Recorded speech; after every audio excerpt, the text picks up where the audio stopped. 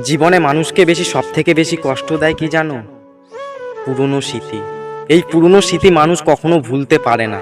এই ভুলতে পারে না বলেই কষ্টে থাকে। মানুষ অতীতকে নিয়েই বেঁচে থাকতে চায়, বর্তমানকে নিয়ে কিন্তু বেঁচে থাকতে চায় না। এই অতীতকে নিয়ে যে বেঁচে থাকতে চাইবে সে জীবনে ধ্বংস হয়ে যাবে, আর যে বর্তমান নিয়ে চলবে সে লাইফে কিছু একটা করবে এবং ভালো থাকবে। জীবনে যেটা হারিয়ে যাচ্ছে সেটা যেতে দাও, সেটা তোমার উপযুক্ত ছিল না। সেটার কথা কখনো মনে করে করে নিজের সময়টাকে নষ্ট করো না। তোমার বর্তমানটা এখন চলছে, বর্তমানটাকে কাজে লাগাও, কাজে লাগিয়ে কিছু একটা করে যাও। জীবনে সফল হতে গেলে না অতীতের কথা কখনো ভাববে না।